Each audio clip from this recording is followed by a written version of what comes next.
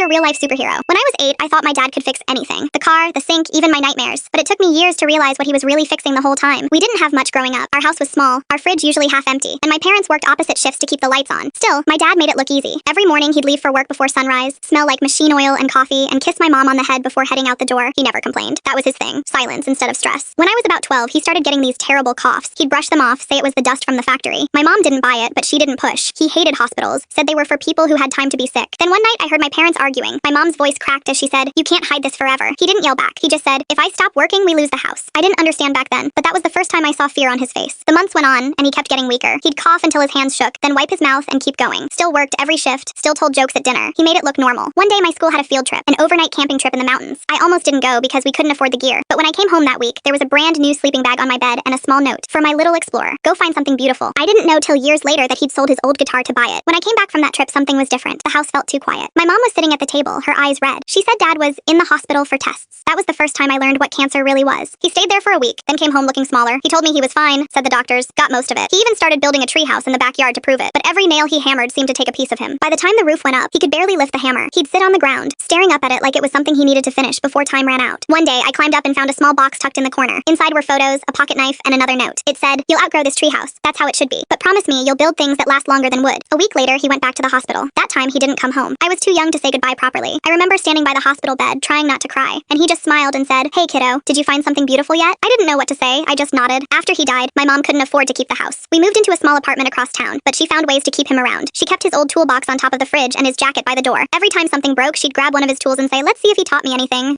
Years later, when I turned 20, I went back to that old neighborhood. The treehouse was still there, half rotten, but standing. The box was gone, but in the corner of one wall, scratched into the wood, was something I'd never noticed before. It said, "Keep building." That night I finally cried for real. Now I'm 27. I work as a mechanic, same trade he did. Every time I fix something, I hear his voice in my head, calm and steady, saying, "There's always a way." People think superheroes wear capes. Mine wore grease-stained shirts and kept spare change in a coffee tin. He didn't save the world, but he saved ours, one small repair at a time. And here's the part I never told anyone. Last month, my mom gave me something. She said she'd found it behind an old photo frame while cleaning. It was another note, folded so many times the paper felt thin as cloth. It said, "If you're reading this, I'm proud of you. Whatever you're doing, keep going. You were always the best thing I ever built." I've read it 100 times. It still hits me the same. So when people ask who my real-life superhero is, I don't think twice. It's the man who built a life out of nothing, who worked through pain without ever asking for applause, who taught me that strength isn't loud, it's quiet, it's steady. And sometimes it leaves you a note hidden in a treehouse. Who's the real superhero in your life? Comment below.